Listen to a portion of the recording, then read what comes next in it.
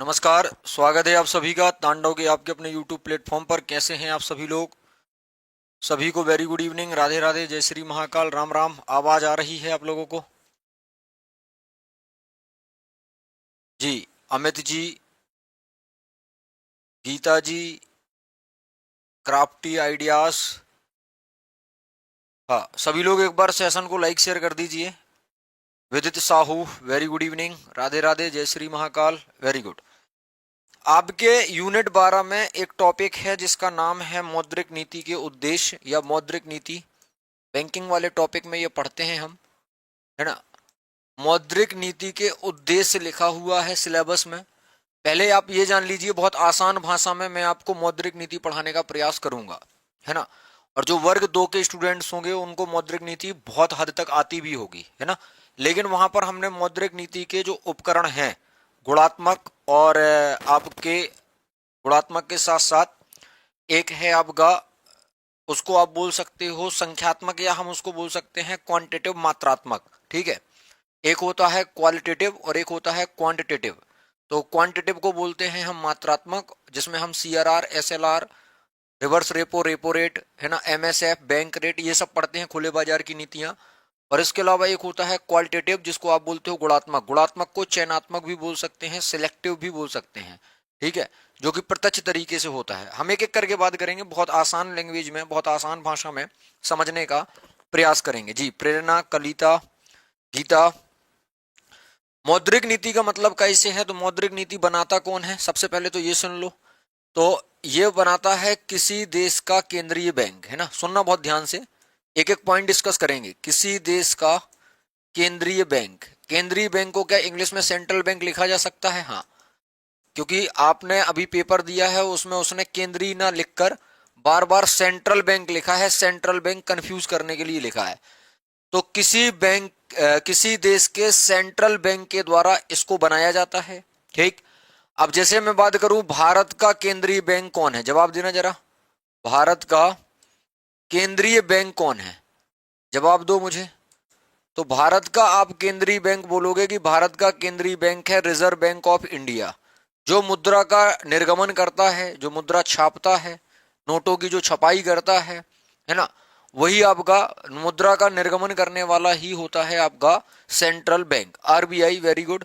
तो reserve bank of India जो है आपका, रिजर्व बैंक ऑफ इंडिया जो है आपका, ये मौद्रिक नीति को बनाने का काम करता है। ठीक है। अब सर, आपने हमें ये भी बताया था कि आगे चलकर क्या होता है, आगे चलकर 2016 में, है ना, आगे चलकर 2016 में एक हमारा आरबीआई एक्ट हमें मिला था, रिजर्व बैंक ऑफ इंडिया का एक्ट मिला था 1934 का। तो 2016 में इस एक्ट में होता है संशोधन, इस एक्ट में होता है संशोधन। और इस एक्ट में संशोधन हुआ तो इस एक्ट में एक धारा जुड़ी है जिसका नाम है 45 ZB, है ना। सेक्शन कौन सा है, धारा कौन सी है? तो आरबीआई एक्ट की धारा है 45 ZB। और इस 45 ZB के तहत ही क्या होता है, मौद्रिक नीति समिति बनती है, जिसे हम बोलते हैं मॉनेटरी पॉलिसी कमेटी, या इसी को मैंने बोल दिया हिंदी में मौद्रिक नीति समिति। इसको मैंने क्या बोला है, मौद्रिक नीति समिति। तो अब आपसे 3 बातें मैं पूछ रहा हूं, तीनों बातों के आप जवाब देना, है ना। ये तो फैक्चुअल डेटा हो गया, ये तो फैक्चुअल डेटा हो गया जो कि एग्जाम में डायरेक्ट पूछा जा सकता है। आपसे ये पूछा जाएगा मौद्रिक नीति का निर्धारण कौन करता है, तो तुम जवाब दोगे कि किसी भी देश का सेंट्रल बैंक या केंद्रीय बैंक करता है। अब अगला सवाल अगले चरण में मैंने पूछा कि भारत का सेंट्रल बैंक कौन सा है? सर, सेंट्रल बैंक और केंद्रीय बैंक एक ही है? बिल्कुल एक ही है। तो भारत का सेंट्रल व जो केंद्रीय बैंक है जिसका नाम है reserve bank of India. Sir, reserve bank of India बनाता है, इसकी एक एक्ट भी हमने सुना था, आरबीआई एक्ट 1934 का। तो आरबीआई एक्ट 1934 में एक अमेंडमेंट होता है 2016 में। तो 2016 में जब अमेंडमेंट हुआ तो इसमें एक धारा जोड़ी गई जिसका नाम था 45 ZB, 45 का ZB। और इसमें हमने एक नीति बनाई है जिसे बोला गया है, एक समिति बनाई है जिसे हमने बोला है मौद्रिक नीति समिति। आइए थोड़ा सा मौद्रिक नीति समिति पर भी बात कर लेते हैं कि भाई ये जो एमपीसी बनाई है आप लोगों ने, जो मौद्रिक नीति समिति बनाई है, इस मौद्रिक नीति समिति का अध्यक्ष कौन होता है? तो मेरा जवाब होगा कि मौद्रिक नीति समिति का जो अध्यक्ष होता है वो होता है आरबीआई का गवर्नर। सर आप फैक्चुअल डेटा पढ़ा रहे हो, बस 2 मिनट वेट करो, है ना। जो आरबीआई का गवर्नर होगा वो मौद्रिक नीति समिति का अध्यक्ष होगा। अगला सवाल अगले चरण में मैंने आपसे पूछा कि मुझे ये बताओ मौद्रिक नीति समिति में कुल सदस्य कितने होते हैं। तो आप लोगों ने फटाफट जवाब दिया, क्योंकि आप लोग अभी पात्रता परीक्षा देकर आए हो, और आपने बोला कि सर मौद्रिक नीति समिति में सदस्यों की संख्या 6 होती है। मौद्रिक नीति समिति में कुल सदस्यों की संख्या 6 होती। मैंने बोला क्या ये 6 के 6 सदस्य भारत सरकार के होते हैं या आरबीआई के होते हैं। तो तुम बोले सर इसमें 3 सदस्य जो होते हैं वो आरबीआई के होते हैं और 3 सदस्य जो होते हैं वो भारत सरकार के होते हैं। तो क्या भारत सरकार को केंद्र सरकार बोला जा सकता है? बिल्कुल बोला जा सकता है ना।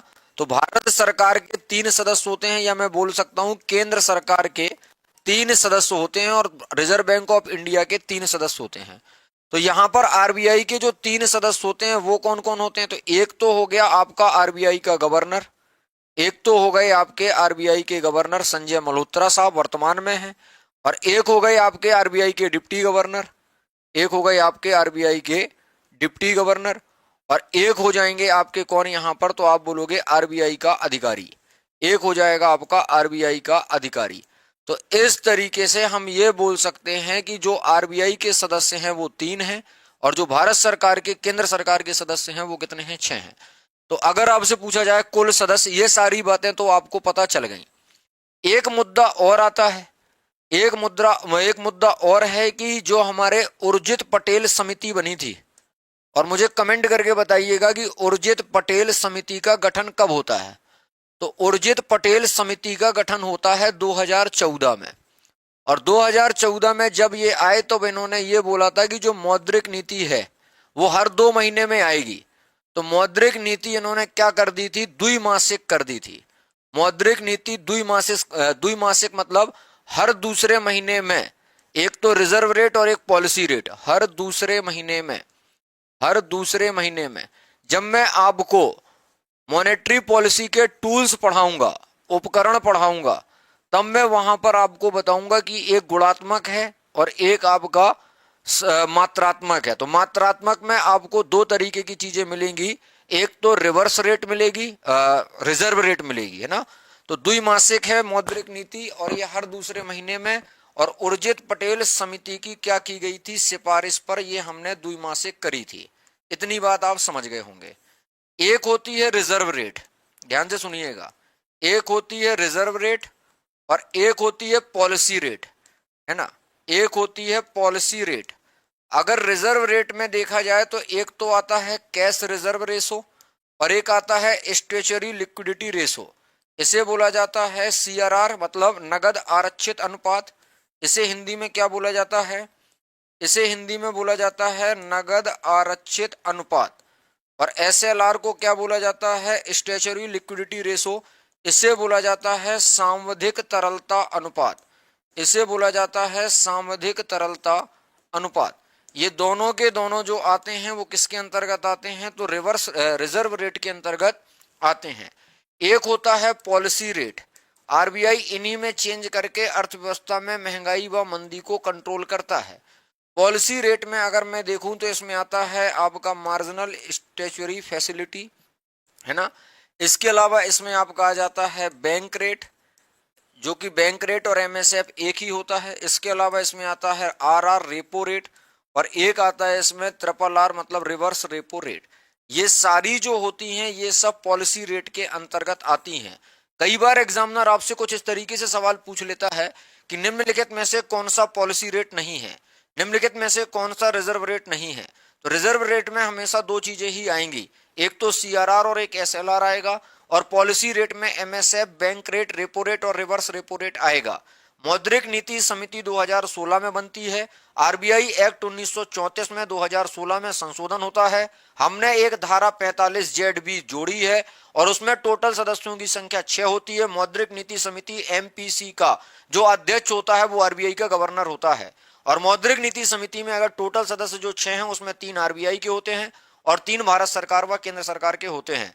उर्जित पटेल समिति का गठन 2014 में हुआ था, और उर्जित पटेल कमेटी ने यह बोला था कि जो मौद्रिक नीति के अंतर्गत आप रेपो रेट या रिवर्स रेपो रेट या MSF, bank rate, CRR, SLR, ये जो सब आप बनाते हो, मतलब आप रिजर्व रेट और जो पॉलिसी रेट बनाते हो, ये आप हर 2 महीने में जारी करोगे।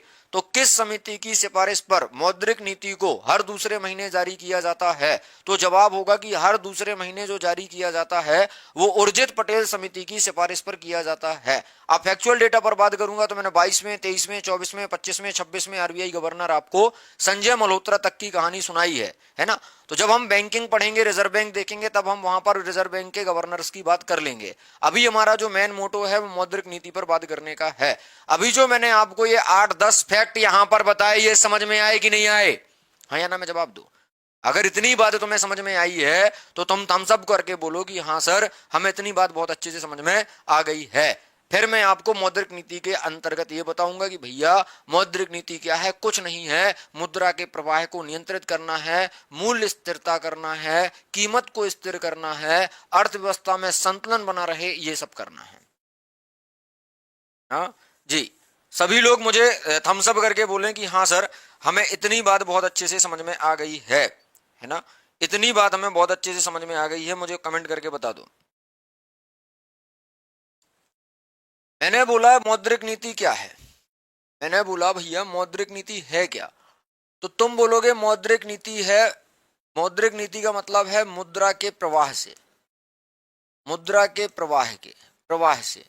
क्या मैं प्रवाह को तरलता बोल सकता हूं? लिक्विडिटी, लिक्विडिटी का मतलब होता है बाजार में पैसे की मात्रा, मतलब देश में, यहां बाजार में या देश में पैसे की आपूर्ति,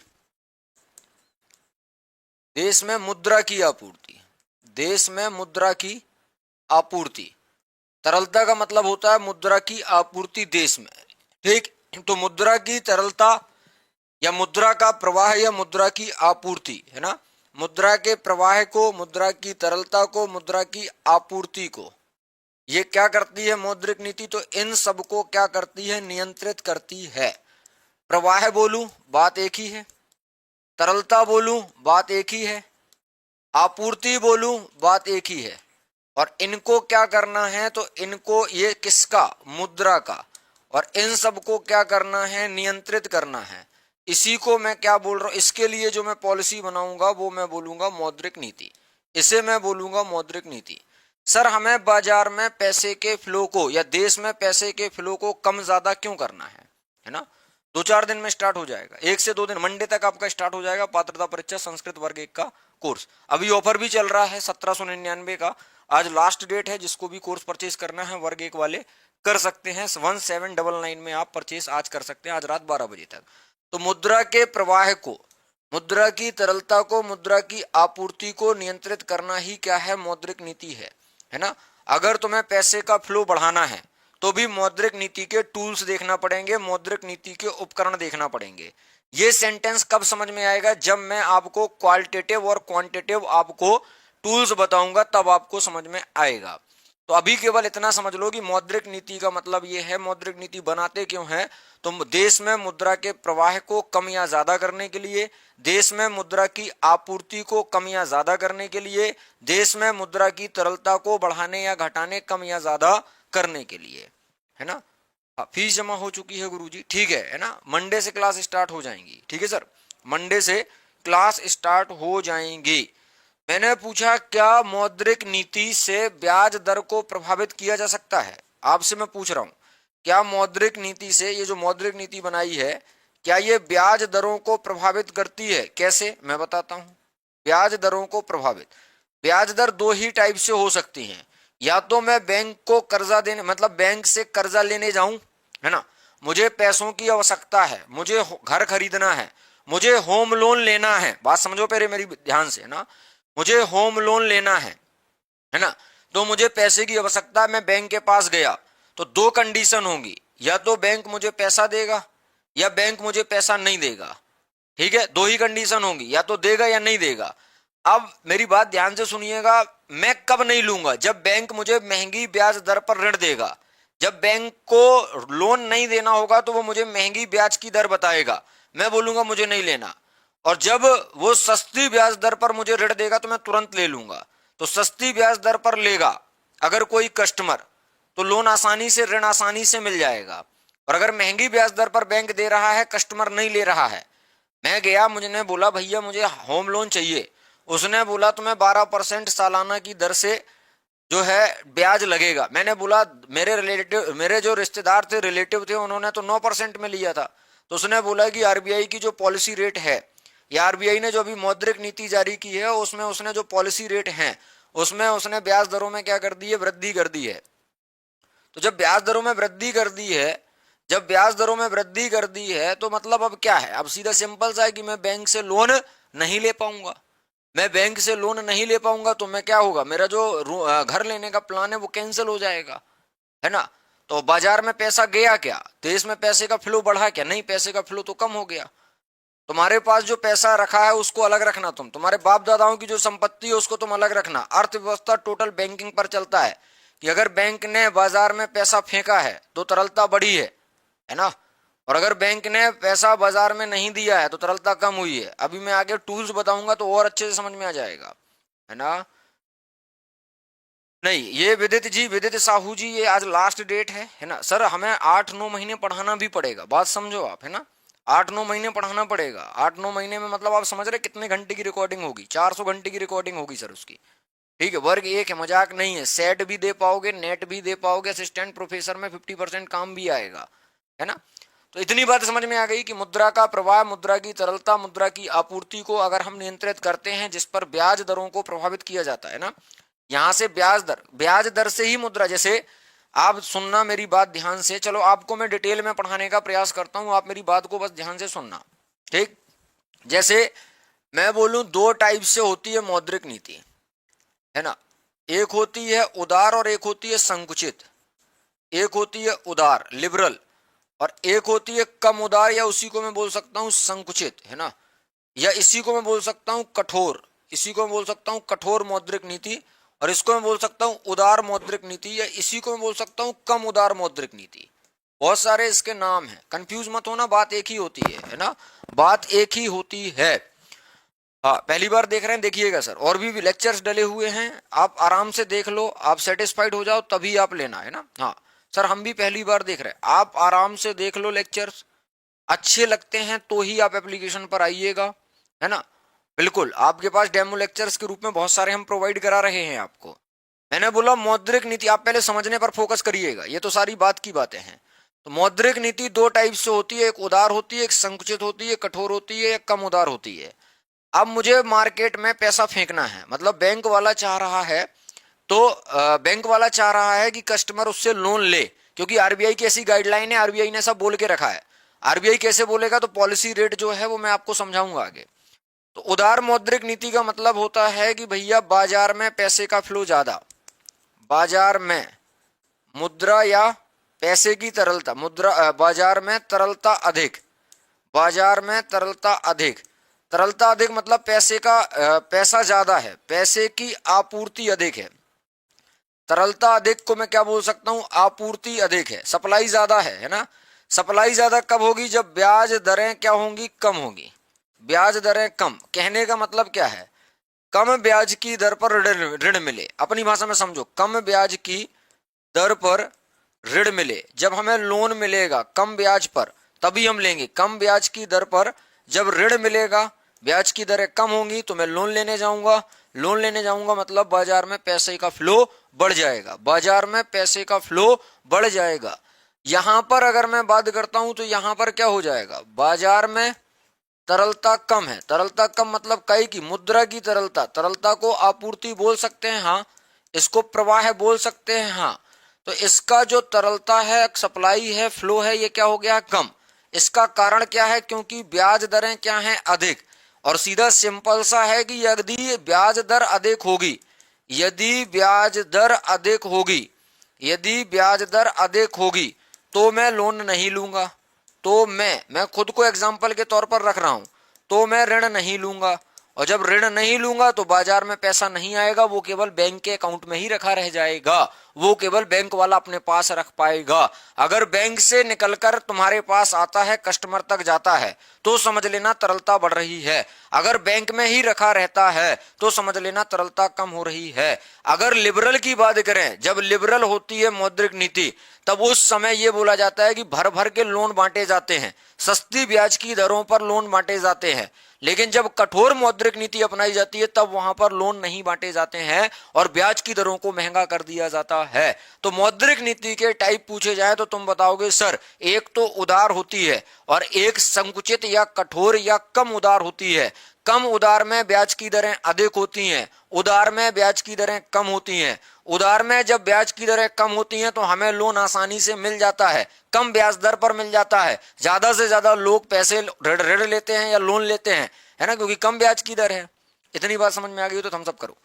इतनी बात अगर समझ में आ गई हो तो थम्स अप करो, है ना। मौद्रिक नीति का एक दूसरा नाम है साख नीति, क्रेडिट पॉलिसी। इसका दूसरा नाम है साख नीति। तो उदार साख नीति, संकुचित साख नीति, या उदार साख नीति के साथ साथ उदार मौद्रिक नीति, उदार आपका मौद्रिक नीति, उदार साख नीति दोनों बोल सकते हैं। और संकुचित साख नीति, संकुचित मौद्रिक नीति, है ना, कम उदार मौद्रिक नीति, कम उदार साख नीति, और कठोर मौद्रिक नीति, कठोर साख नीति दोनों बोल सकते हैं। इतनी बात समझ में आई तुम लोगों को? अमित, प्रेरणा, ललिता, दिलीप, विदित, आप लोगों को इतनी बात समझ में आई? ईमानदारी से बताना। जहां पर तुम बोलोगे सर रुको, एक बार नहीं 10 बार नहीं 100 बार रोकूंगा, समझाऊंगा, समझ में आना चाहिए, तुम्हारी यहां पर घुसना चाहिए चीजें।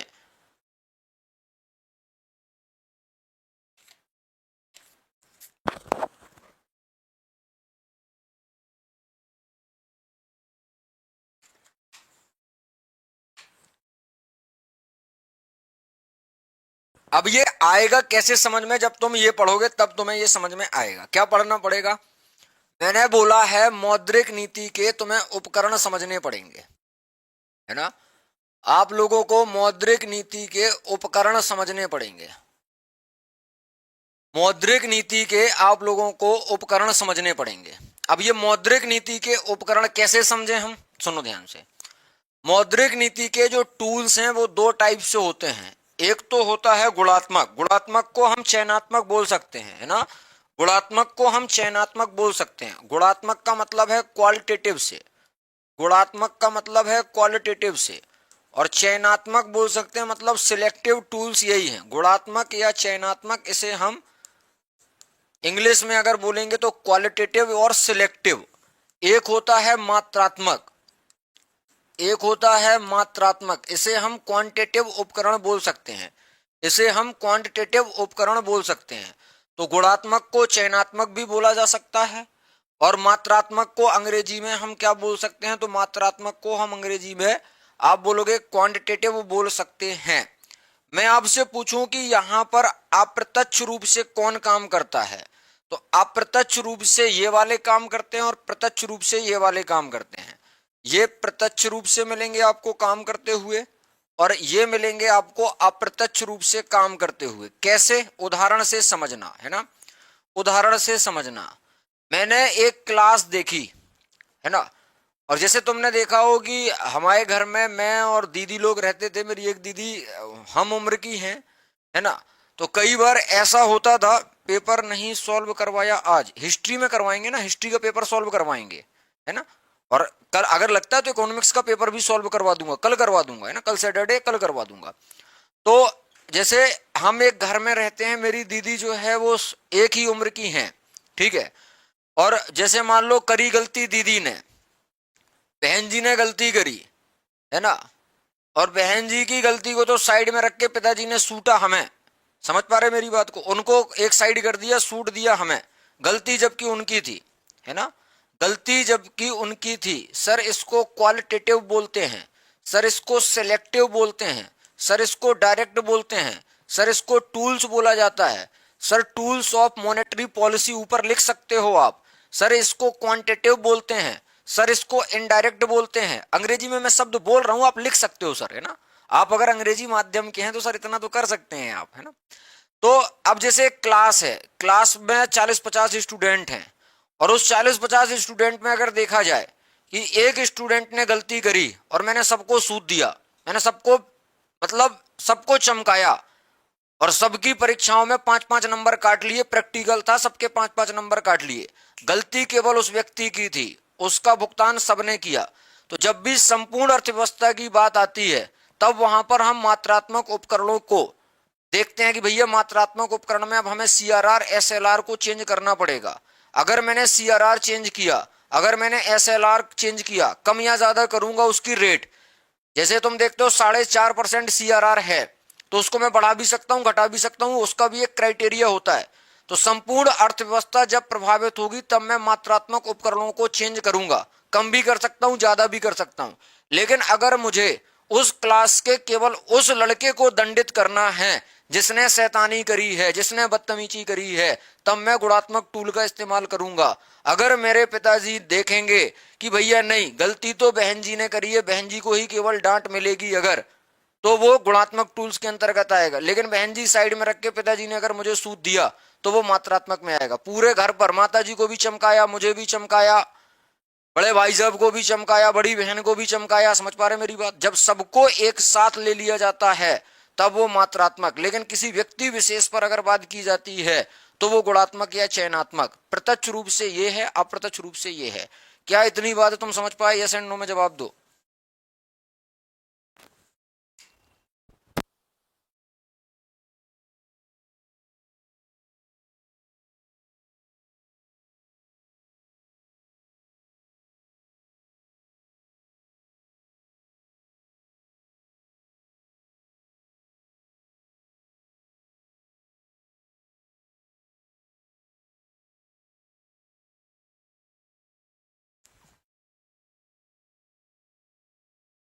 इतनी बात समझ गए? अब सुनो मेरी बात ध्यान से, है ना। जैसे मैंने एक टूल्स लिखा है, एक टूल्स में बोल रहा हूं चयनित साख नियंत्रण।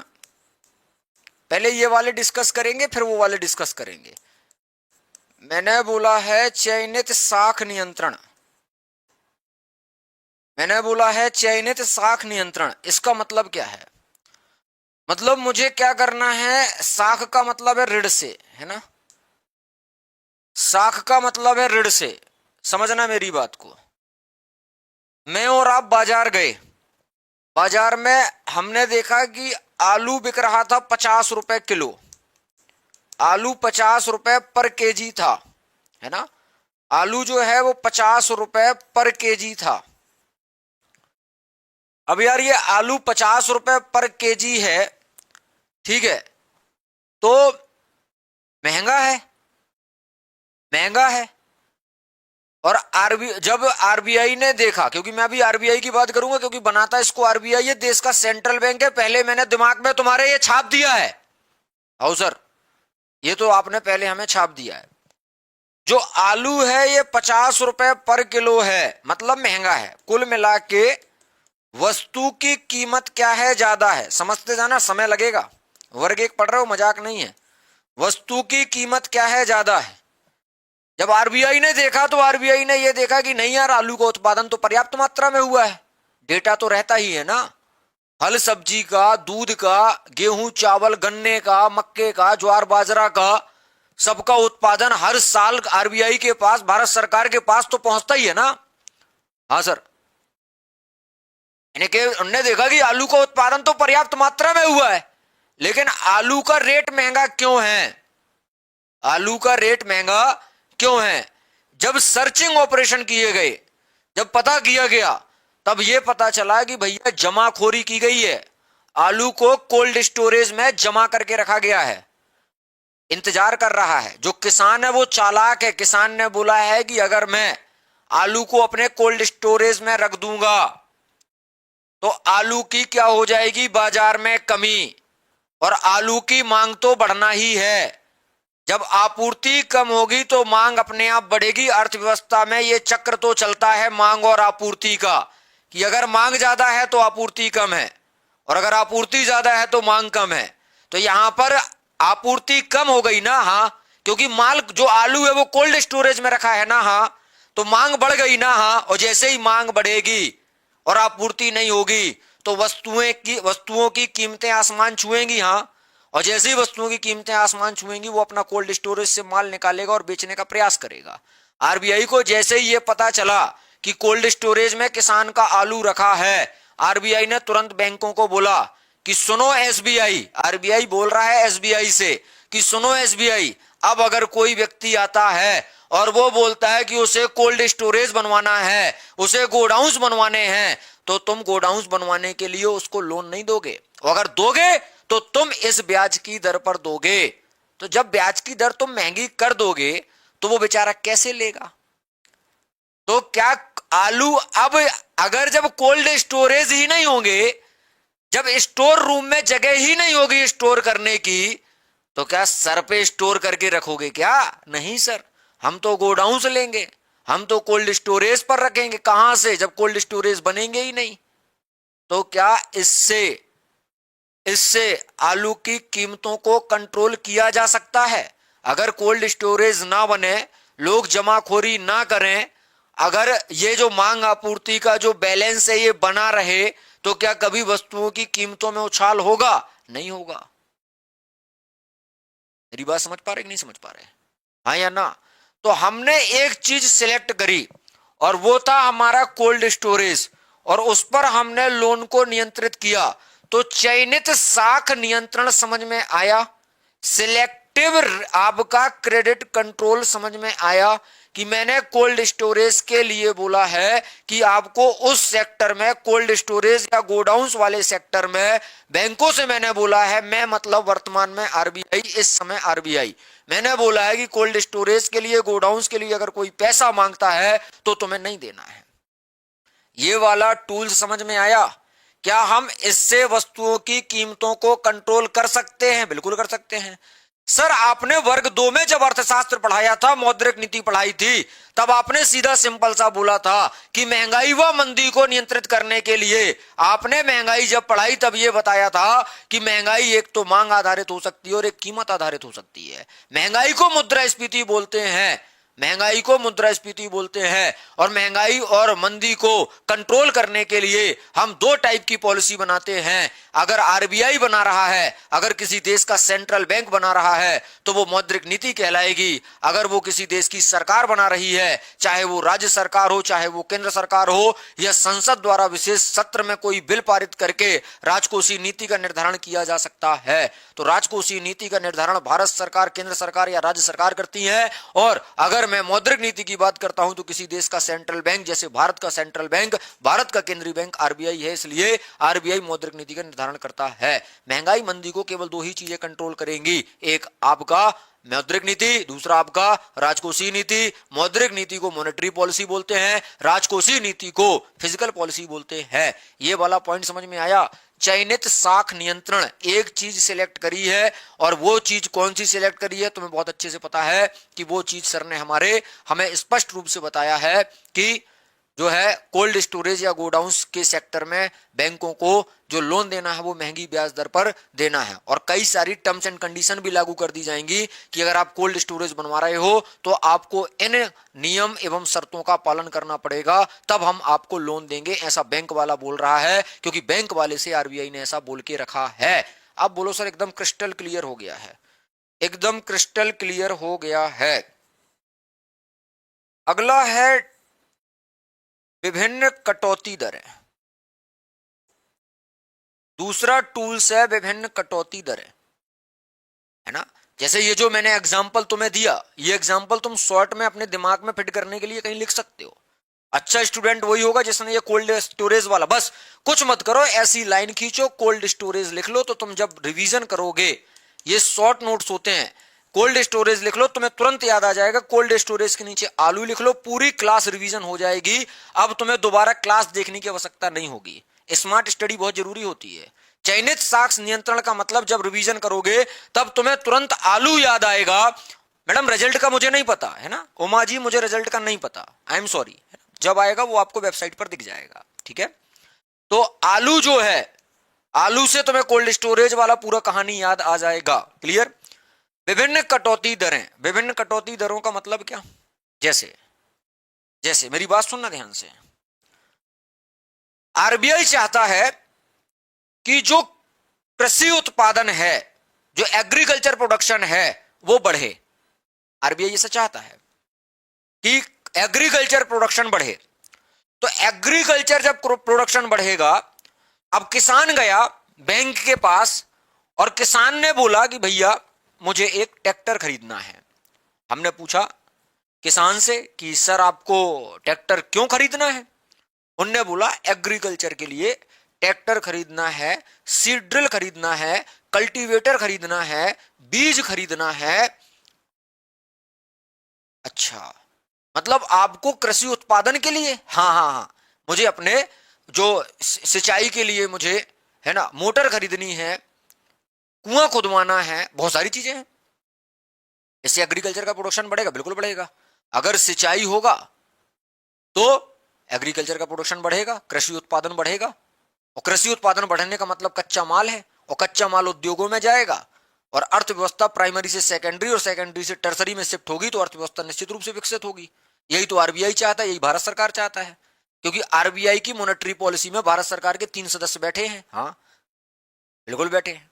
आरबीआई के भी 3 बैठे हैं। हाँ, तो जब आरबीआई ने पहले से बैंक को बोल के रखा था कि अगर हम कोई आता है और वो कृषि संबंधी गतिविधि के लिए लोन लेता है तो तुम सस्ती ब्याज दरों पर ऋण दोगे, सस्ती ब्याज दरों पर ऋण दोगे, सस्ती ब्याज दरों पर ऋण दोगे।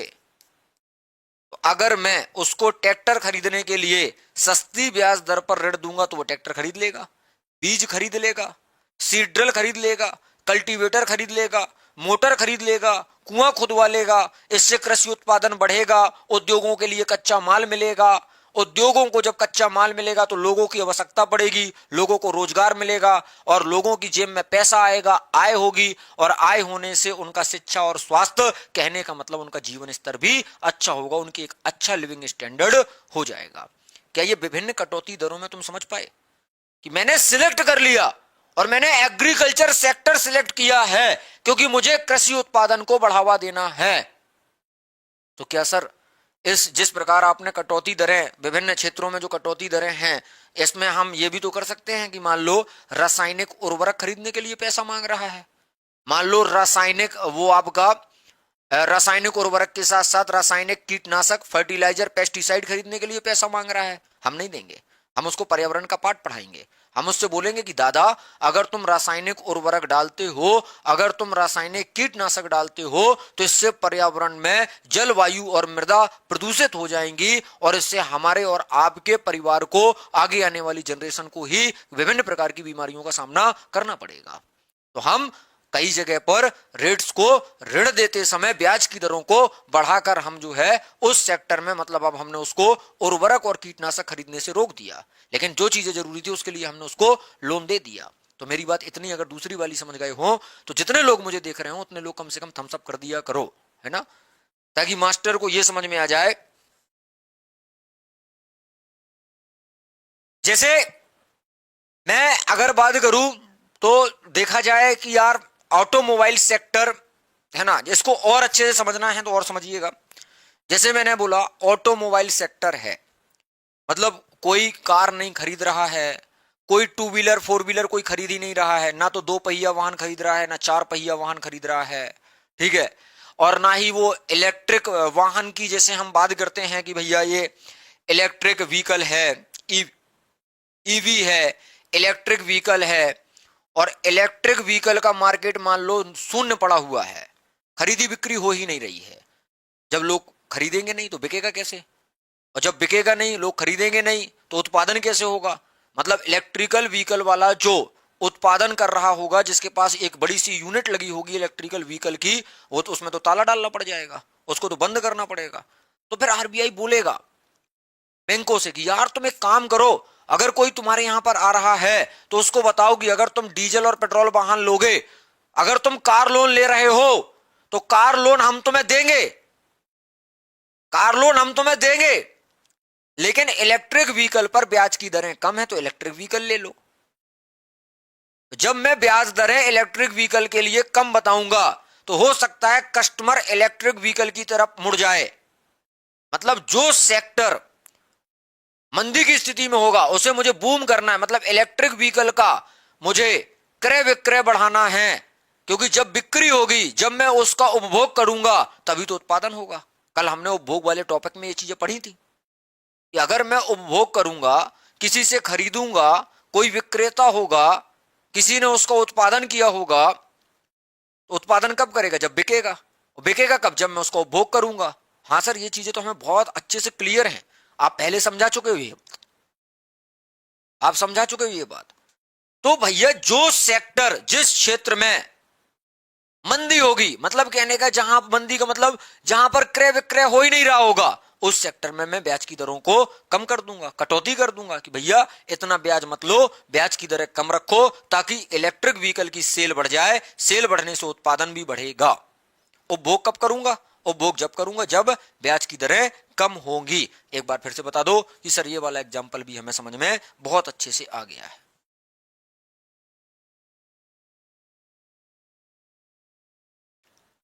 एक बार सभी लोग थम्स अप करके बोलो कि ये वाला पॉइंट भी हमें समझ में आ गया है। तीसरा पॉइंट है इसका,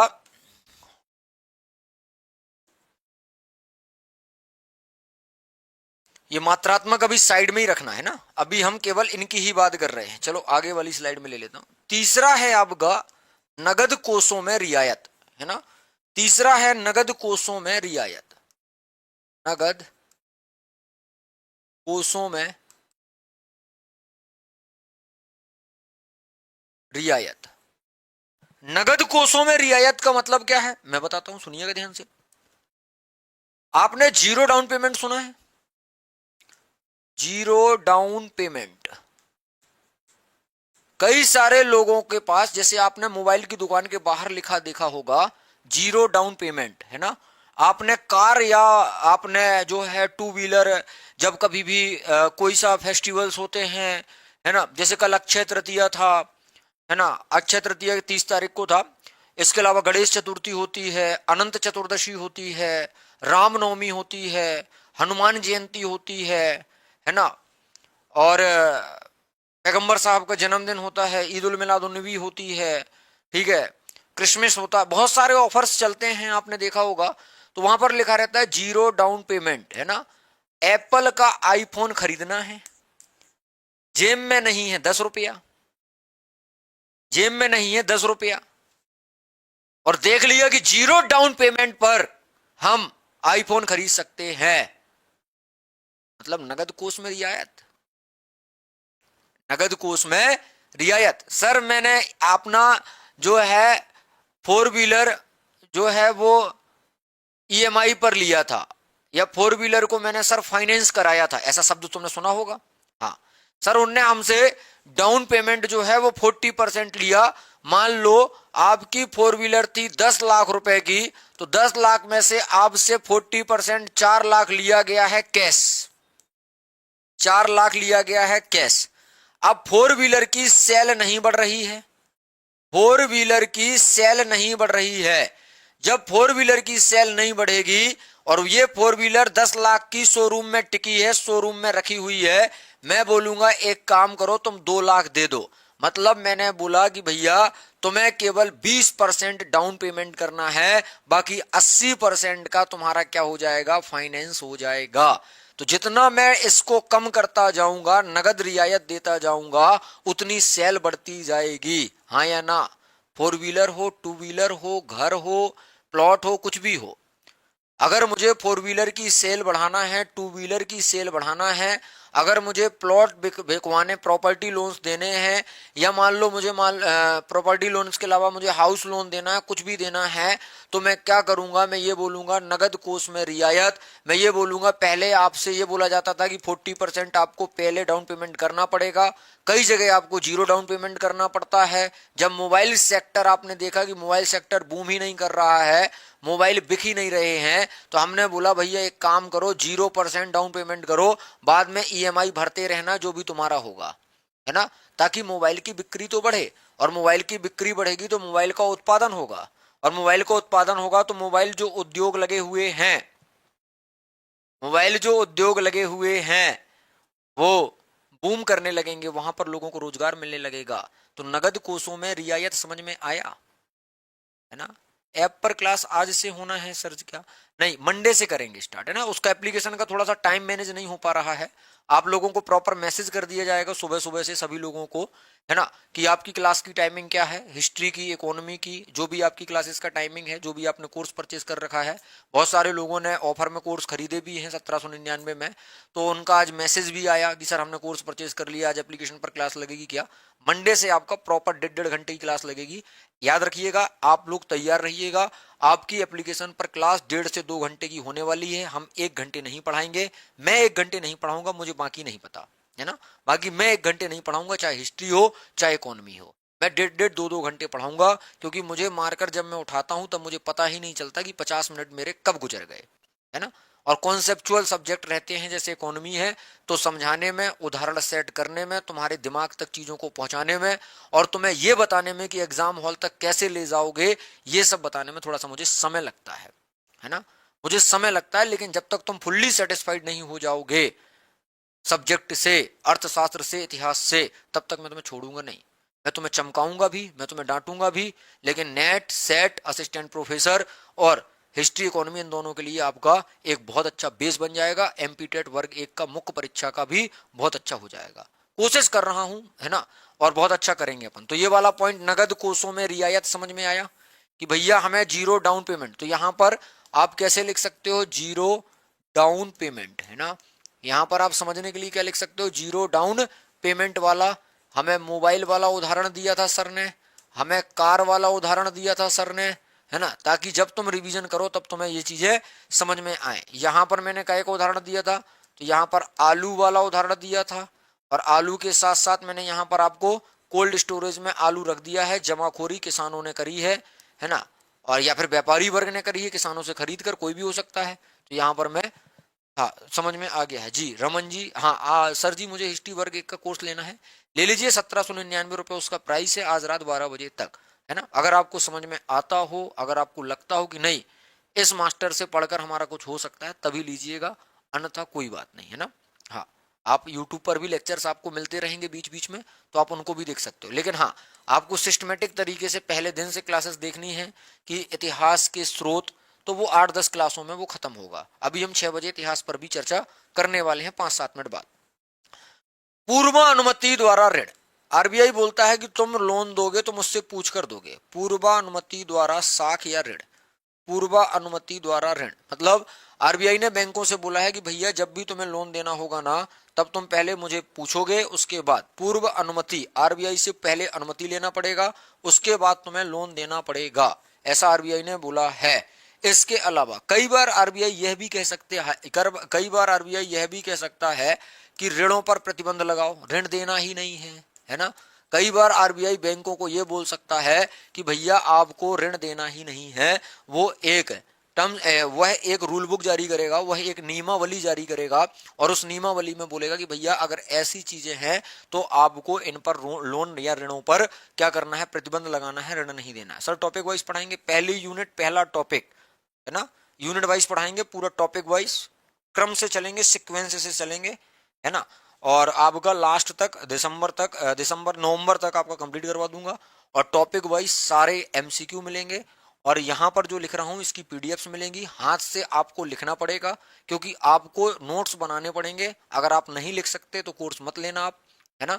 आपको मेरे साथ साथ लिखना पड़ेगा, क्योंकि मैं आपसे एप्लीकेशन पर अपना पर्सनल नंबर साझा करूंगा, और मैं आपके प्रॉपर नोट्स भी देखूंगा कि आप बना रहे हो या नहीं बना रहे हो। क्योंकि अगर मैं लिखूंगा 1 घंटे, 1.5 घंटे, 2 घंटे खड़े होकर, तो आपको भी लिखना पड़ेगा सर, है ना। आपको भी प्रॉपर लिखना पड़ेगा। आप सुनोगे, लिखोगे, साथ में सब कुछ होगा, ठीक है। एक हम अच्छे पाथ पर चलकर तैयारी करेंगे। ऐसा नहीं है कि हवा में बातें हो रही हैं, नहीं नहीं नहीं नहीं नहीं, पूरा सीक्वेंस से, अच्छे से, सिस्टमेटिक तरीके से। तो ऋणों पर प्रतिबंध भी आरबीआई लगा सकता है। कई बार आरबीआई बोल सकता है कि पहले अनुमति लो, उसके बाद ऋण दो। एक होता है उपभोक्ता साख का नियमन, उपभोक्ता साख का नियमन। इसमें जो पर्सनल लोन होते हैं, है ना, जैसे पर्सनल लोन ले लिया मैंने खर्चा के लिए, है ना, अपने खर्चे के लिए मैंने पर्सनल लोन ले लिया, है ना, और मैं उपभोग वस्तुओं पर बहुत ज्यादा पैसा खर्चा कर रहा हूं, है ना। उपभोग वस्तुएं आपने कल पढ़ी थी, हाँ। आपने कल टिकाऊ वस्तुएं पढ़ी थी, हाँ। अब उपभोग वस्तुओं में तुम्हें पता है कि उपभोग वस्तुओं में सर ने हमें बताया था, उपभोग वस्तुएं टिकाऊ वस्तुएं, या इसी को मैं बोल सकता हूं पूंजीगत वस्तुएं। अब अगर मैंने ये वस्तुएं लिखा है तो क्या तुम इन शब्दों से परिचित हो कि उपभोग वस्तुओं में खाना खाना आएगा? हाँ, है ना। यहां पर मैंने आहार लिखा था, बिल्कुल। यहां पर मैंने वस्त्र लिखा था, बिल्कुल। एक सेवा भी लिखी थी, मनोरंजन, हाँ सर लिखी थी। यहां पर मैंने औजार लिखे थे, हाँ। यहां पर मैंने मशीनरी लिखी थी, हाँ। यहां पर मैंने औजार, मशीनें और उपकरण लिखे थे, इंस्ट्रूमेंट्स लिखे थे, हाँ। तो ये सारी पूंजीगत है। अब ये वाला जो सेक्टर है यहां पर, मान लो मुझे इस पर ऋण नहीं देना है, इस पर ऋण देना है ना। तो ये होता है उपभोक्ता साख का नियमन। मुझे इसको कैसे रेगुलेट करना है, मुझे इसको कैसे रेगुलेट करना है। उपभोक्ता है वो तो उपभोग करता जा रहा है, करता जा रहा है, लोन लेता जा रहा है, लेता जा रहा है, लेकिन मुझे ये देखना है कि भैया पूंजी निर्माण भी हो, टिकाऊ वस्तुओं पर ऋण देने का मैं प्रयास करूंगा। तो उपभोक्ता साख का नियमन कुछ इस तरीके से आरबीआई कर सकता है। वो वस्तुओं को देखकर, है ना, जिस सेक्टर में वस्तुओं की बिक्री कम हो गई होगी उस सेक्टर में बैंकों से बोलेगा कि आप जो है मोटिवेट करिएगा कि मशीनें बिकें, औजार बिकें, उपकरण बिकें।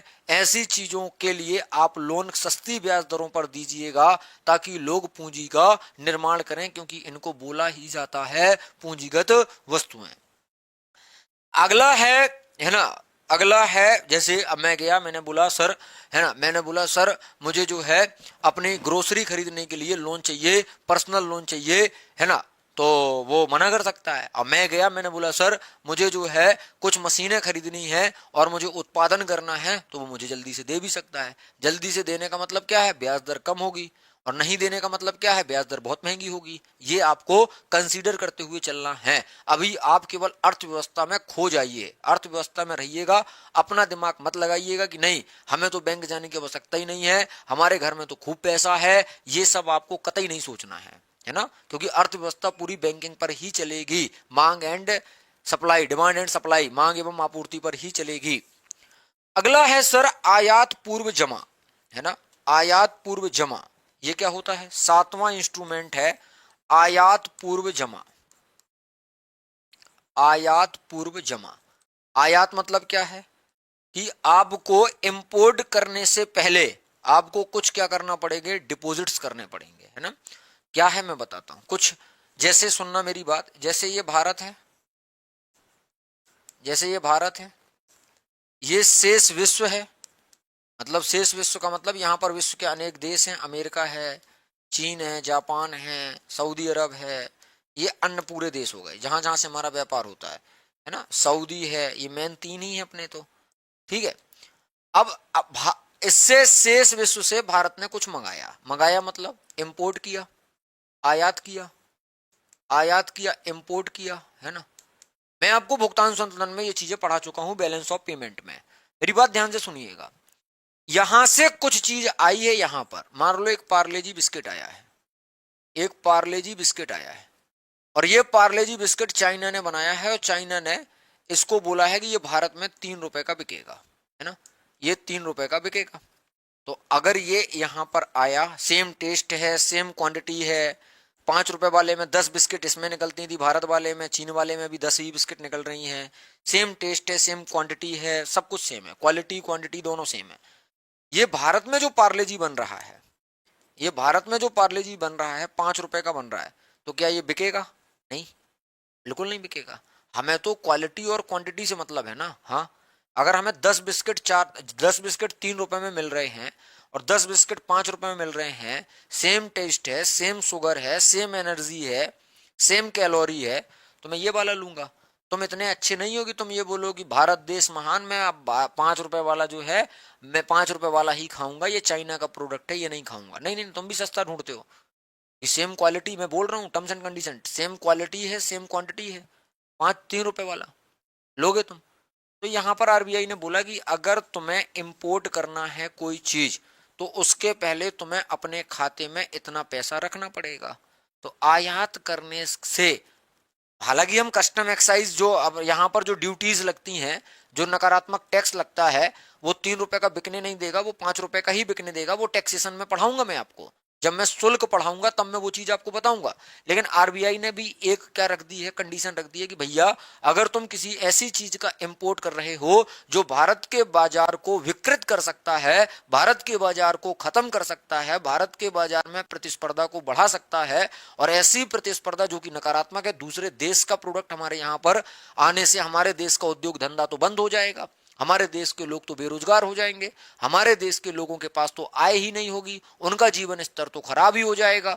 तो आरबीआई बोलता है कि भैया जब भी आप किसी चीज का इंपोर्ट करो ना, तो उसके पहले आपको अपने खाते में इतना पैसा डिपॉजिट करके, इतना पैसा आपको रखना पड़ेगा जमा करके। तो एक तरीके से उसने क्या लगा दिया है, प्रतिबंध लगा दिया है कि वो आयात ना कर सके। एक तो आयात करेगा तो सामने वाले का पैसा चुकाना पड़ेगा, और पहले से आरबीआई ने बोल के रखा है कि तुम्हें इतना खाते में ही रखना है, कैसे कर पाएगा इंपोर्ट, इंपोर्ट नहीं कर पाएगा। फिर वो बोलेगा भैया मुझे तो वो 3 रुपए वाला पार्ले जी मंगाना ही नहीं है। समझे मेरी बात की नहीं, मेरी बात समझे कि नहीं। जो आयात करने का इच्छुक था, अब वो आयात करेगा क्या, आरबीआई ने बोला इतना जमा करना पड़ेगा, चल 50 करोड़ जमा कर पहले अपने खाते में, उसके बाद तू इंपोर्ट करना। बोले भैया मुझे तो इंपोर्ट ही नहीं करना है। आगे जब मैं बढ़ा तो मुझे एक चीज और मिलती है, ऋणों की सीमांत आवश्यकताओं में परिवर्तन। ऋणों की सीमांत मतलब होता है मार्जिनल, सीमांत आवश्यकताओं में परिवर्तन, सीमांत आवश्यकताओं में परिवर्तन, ऋणों की सीमांत आवश्यकताओं में परिवर्तन क्या होता है ये? सर ये तो खतरनाक शब्द है। हाँ खतरनाक तो है यार, है ना, खतरनाक तो है ये। ऋणों की सीमांत आवश्यकताओं में परिवर्तन, इसका मतलब ये है जैसे तुमने देखा होगा गोल्ड लोन मिलता है, सोने पर ऋण मिलता है। हाँ, सोने पर ऋण का मतलब क्या है, इसको मैं अंग्रेजी में क्या लिख सकता हूं, गोल्ड लोन लिख सकता हूं। हाँ, मेरा सोना है 1 लाख रुपए का, एग्जाम्पल के तौर पर 1 लाख रुपए का है, मैं बैंक के पास गया, बैंक बोला 90% आपको लोन मिल जाएगा, मतलब 90,000 का लोन मिल जाएगा, 90,000 का लोन मिल जाएगा,